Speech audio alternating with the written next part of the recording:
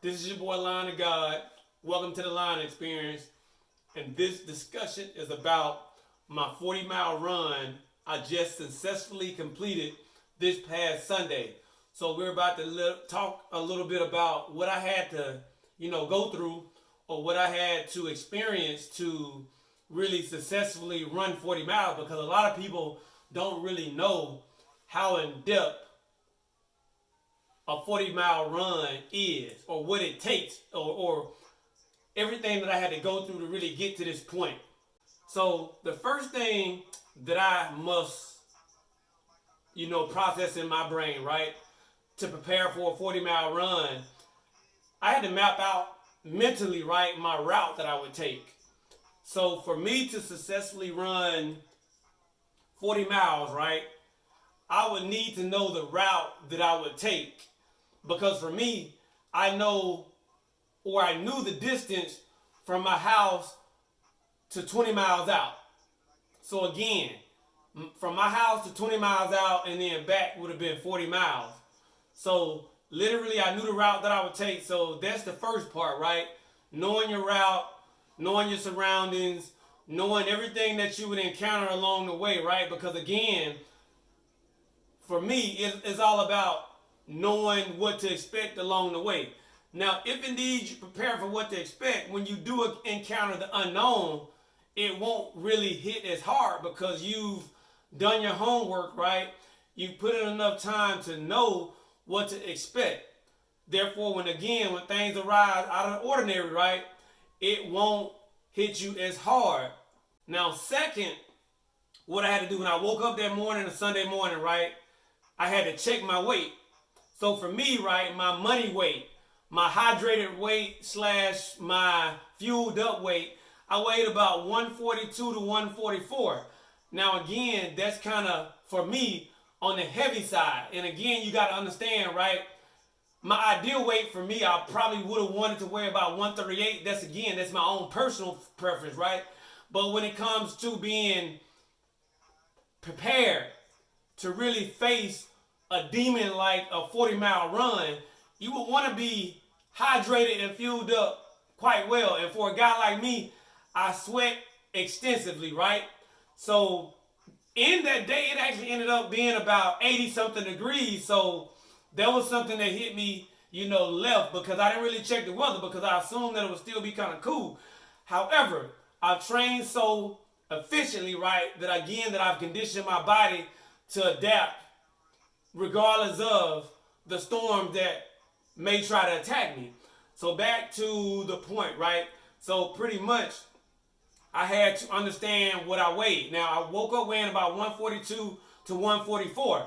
The importance of knowing how much you weigh lets me know how much water I can lose before I go into a drastic dehydrated near-death-like experience. So for me, if I wake up weighing about 142 to 144 or even more, I know for a fact, right, before I get down to a deadly weight of losing water, I could get as low as in the 125, 128.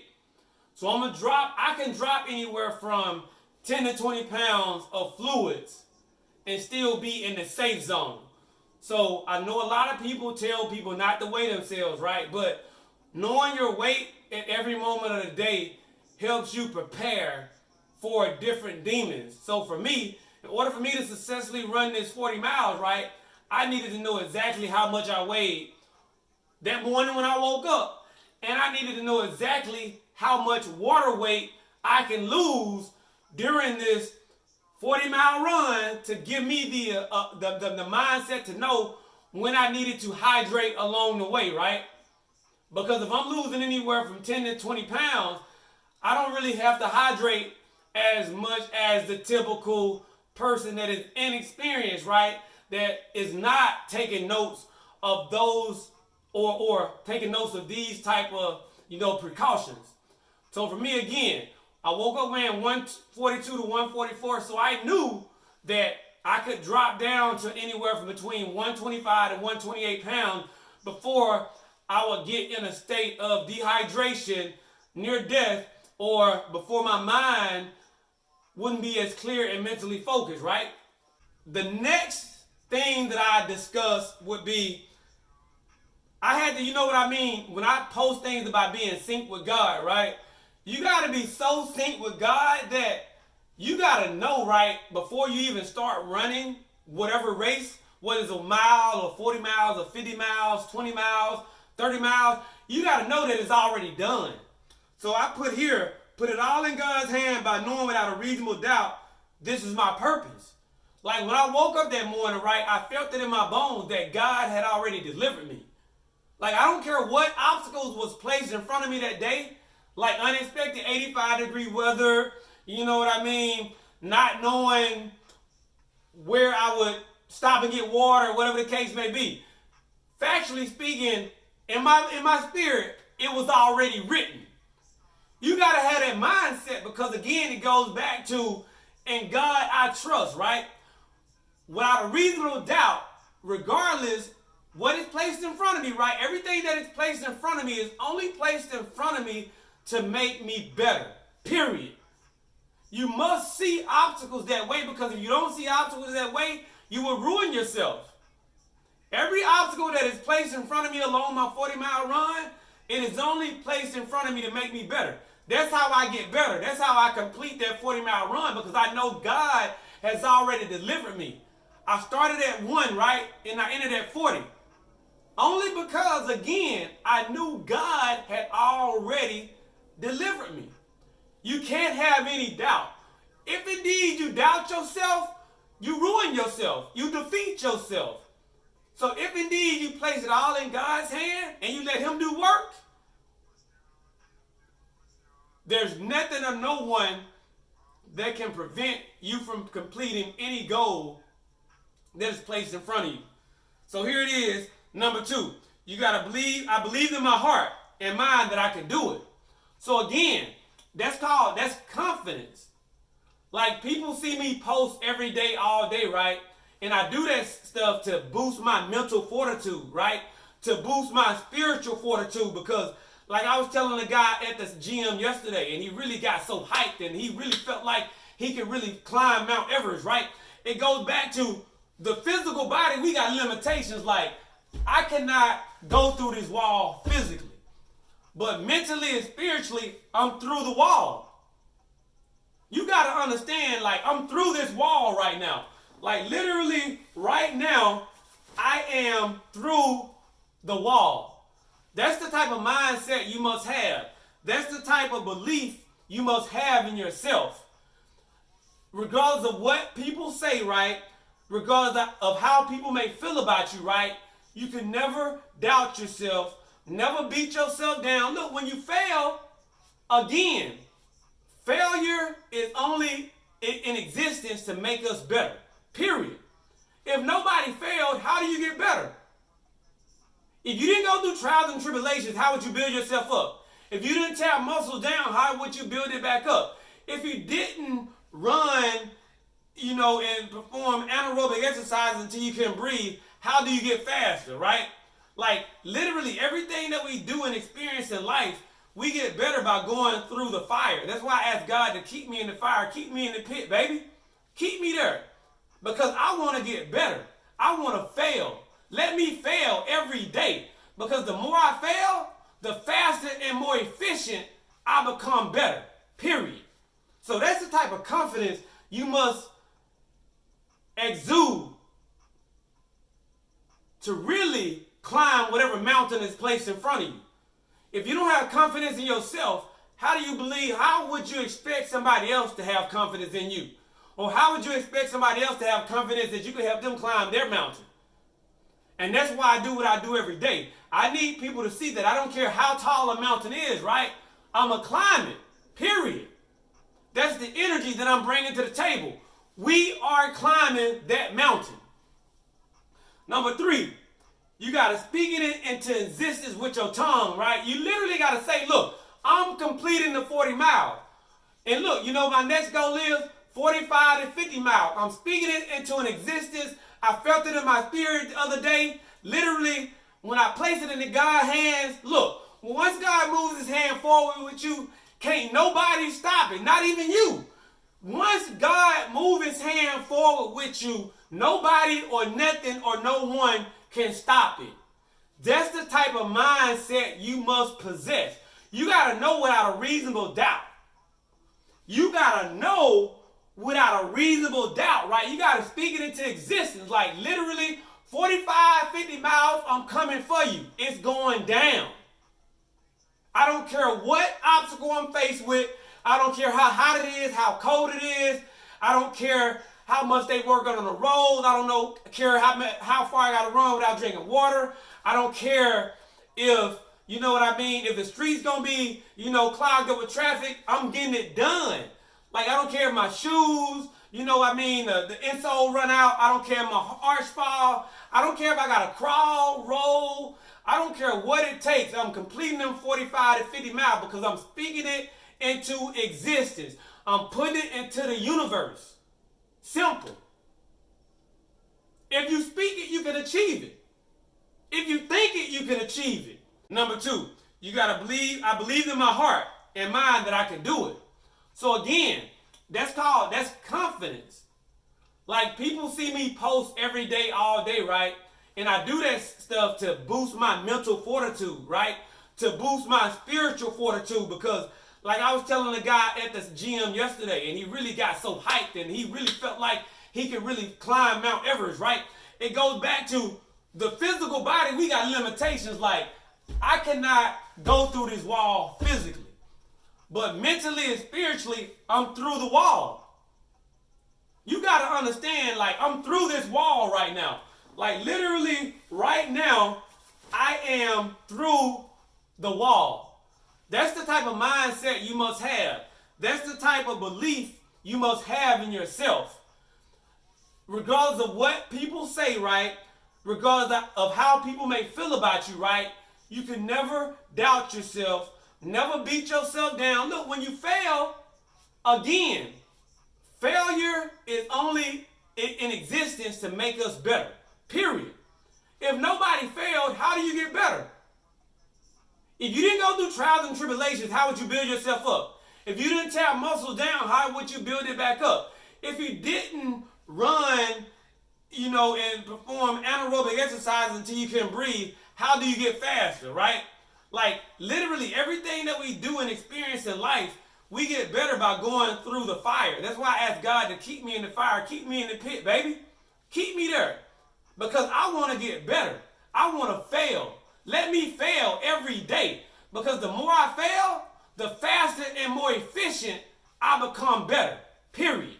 So that's the type of confidence you must exude to really climb whatever mountain is placed in front of you. If you don't have confidence in yourself, how would you expect somebody else to have confidence in you? Or how would you expect somebody else to have confidence that you can help them climb their mountain? And that's why I do what I do every day. I need people to see that I don't care how tall a mountain is, right? I'm going to climb it, period.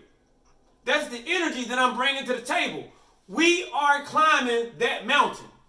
I took all 5 days from running. So again, I'm going to say I took 5 days off, but I'm going to tell you how I took 5 days off. I ran 36 miles Sunday, right? The Sunday before. I took Monday, Tuesday, Wednesday off from running. I still did my sauna work and all this other crazy work, lifting and all this, calisthenics and my HIIT training and all this. But then come Thursday, I ran backwards 6 miles, right? In 40-degree weather. So again, running backwards, hit your reverse muscles, like your quads, your shins, you know what I mean? It hitting muscles in the reverse. So now you're building a more balanced base. What does that mean? Your heart gets more conditioned 2 to 3 times over. Your mind gets more laser sharp 2 to 3 times over. Your body awareness becomes more laser sharp 2 to 3 times over. Everything about your body, mind, and spirit is double or triple 2 to 3 times over just by running in reverse. So I ran in reverse. I took 3 days off. I took 3 days off. I ran in reverse. Then I took 2 days off and I ran my 40 miles come Sunday. Now what I did do as well, again, I got YouTube videos up. talking about heat shock protein. Look, I trained in the sauna for 1.5 to 3 hours every day. I trained in the sauna 1.5 to 3 hours every day. Training in the sauna activates your heat shock protein. Or, theoretically speaking, anything that you do that puts the body under extreme levels of stress activates your heat shock protein, which are microfilaments, baby, that surface, which mandates your body to repair itself at an extreme rapid rate. Look, I'm not going to go into detail. Look, check me out. Check my Instagram. Check my Facebook. Check my YouTube. Heat shock protein, aka stretch protein. If you truly want to become a Hebrew beast, a gorilla lion, look, research it, do what you need to do. Number 7, I say, look. Now this one right here is about to hit you heavy. Because everybody uses this as an excuse, right, to have a beer belly, right? You know, everybody that drink beer got a beer belly. Here I am, I got a 6-pack that's 3D. I'm talking about like Ultra HD. Look, check my Instagram, TOFit 2.0 or Prolongevity Fitness, baby. My Facebook, my Snapchat, which is again T.OFit 2.0 or Prolongevity Fitness. You know what I'm saying? My Twitter. Beer. So what does beer do for me? Look, I ran 3,393 miles over the past year. If indeed I didn't drink beer to slow my metabolism down, right? To mandate myself to retain excess water, I would be probably as thin as a stick. So the goal is to learn to use things that can be used against you to make them work in your favor. Now, I'm not telling anybody to drink beer because not everybody is on my level. Most people are not on my level. No, most people isn't coming anywhere close to running 3,393 miles over a year. Better yet, running 40 miles on a day, burning 4,400 calories just in one run, and still going to the gym, working out, and sitting in the sun. So I'm not telling anybody to drink beer, but again, genetics and food and what we drink affect everybody differently. But for me, what I had to do to slow my metabolism down to ensure that I didn't lose my strength that I've been working on just on 2 to 3 months out of this year is by drinking beer. And again, drinking beer, what it did for me, it slowed my metabolism down because it mandated my body to retain excess water, which basically made myself keep my mass that I had worked my behind off to acquire the past 2 to 4 months. Simple. Now I'm speaking on, look. Now again, I'm vegan, right? So being vegan means that most of your foods are going to be, natural fruits and veggies. Even if they're not natural fruits and veggies, they're still foods that are going to be extremely low in sodium. Which means that if you don't eat an excessive amount of sodium, right, by eating, what I had to start doing, eating pickles, drinking pickle juice, eating, like lime salt, stuff like that. Anything that's going to give me that my extra, dose of sodium, because sodium is like one of the premier electrolytes, right, that the body needs to combat against muscle contraction so you won't cramp doing a long run or a fast run. Also, sodium helps regulate fluid throughout the body. So for a guy like me that is extremely fit, when I intake sodium, right, sodium basically slows down my heart rate, right? So when I'm running fast or running far, my heart rate is much more controlled. Again, by my excess sodium intake that I had to consume because of the food that I eat normally is low in sodium. So again, I want to prevent cramps, right? But I want to control my fluid regulation throughout my body. And how am I going to do that?